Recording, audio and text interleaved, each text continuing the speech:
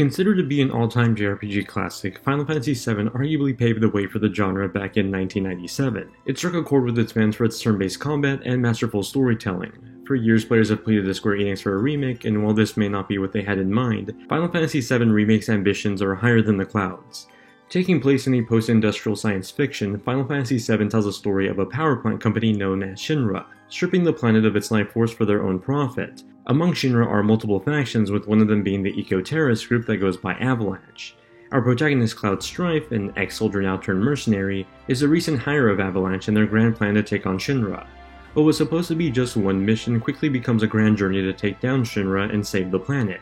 Along the way, Cloud meets up with a wide variety of characters from multiple factions, some on the side of the planet and others on the side of Shinra. Although we currently don't know how long the total remake will be, Square Enix has managed to flesh out the 5-hour Midgar area of the original to a reimagined 30-hour JRPG, what I'm reviewing today. While it's easy to add some filler to elongate the experience, and there are some moments of that, Square took the opportunity to expand the depth and introduction of Midgar's smaller faces. The result is getting to know the people of all of these factions better and caring about them more than you would have previously with the original. While some gameplay elements do end up becoming monotonous, it's the payoff of seeing the familiar scenes under the new light and expansions of those scenes entirely revealing aspects of your favorite characters you never knew about that make it worthwhile. Under the microscope of this new release, Final Fantasy VII Remake isn't so much a remake, but a reimagining that shows you the side of its cast that you didn't get to see before. Perhaps the biggest change with this reimagining outside of its story is a switch to action combat.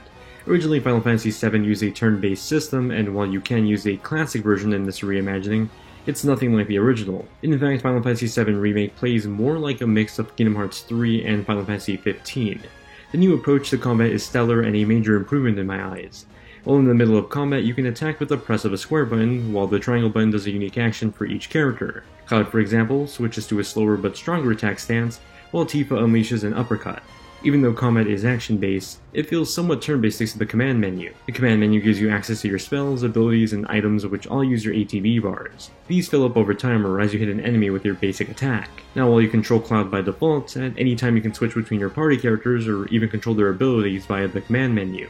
Time slows down during these moments, and thus a layer of strategy comes into play when timing everyone's abilities together. Each character plays differently too. Barret offers long-range attacks, while someone like Tifa is more agile and can rack up damage in close quarters. That's just the combat though, and considering this is an RPG, might upgrade their weapons too. Equipping different materia unlocks new spells to use in battles. These weapons each offer a leveling system with new abilities. Upgrading every weapon has its own value too, as some weapons can play better than others depending on your combat style. These weapons also feature an unlock tree that's upgraded via the SP earned when you level up. The combat shines most when you come across a boss battle. These are Final Fantasy's most cinematic experiences that get a makeover with this remake. Bosses or enemies that seemed smaller before are grander in this remake with a full-on multi-phase fight. I always felt a sense of intimidation with every boss fight, but boy was I ready to take them on. Where this reimagining starts to fall short though is in its contradicting game design. Final Fantasy VII, in comparison to something like 15, follows a more linear approach as it originates from a pretty straightforward JRPG, and you can see some elements of that game design fight itself with this remake. Square Enix seemed like it wanted to tell a new story while not deviating too much from the core elements of the original. It's as if Square was eager to make this a 30-hour RPG so it could be considered a full RPG despite truly only being a bite of the original. Long corridors, hallways, and bridges fill up a lot of the world's traversal that only further padded up the experience for play length. Some elements truly did deserve the expansion, like the character development, but for as much as Final Fantasy VII Remake expansion does right, it trips over it too. We've come a long way from the original tease of Final Fantasy VII Remake back on PS3. Even with the official reveal on PS4, in comparison to the final product, Final Fantasy VII Remake is a force to be reckoned with. It's jaw-dropping how far real-time 3D rendering has come to the point that this remake beats out the pre-rendered Advent Children movies. It should be noted too that this is Square Enix developing their game with Unreal Engine 4 as opposed to their Luminous engine that was essentially made solely for Final Fantasy XV at this point.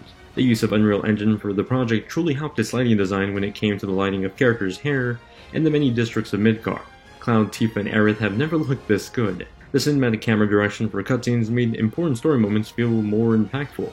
Sadly, Unreal Engine isn't without its flaws, and whether it's the engine or some sort of memory issue is still to be determined, but Final Fantasy VII suffers from some serious texture issues. Throughout the slums of Midgar are low-resolution texture models and character models that either take a while to pop in higher resolutions, or just don't have any at all. In comparison to the detailed work on the main character models, the juxtaposition is staggering. Oddly enough, performance on the other hand seemed fine.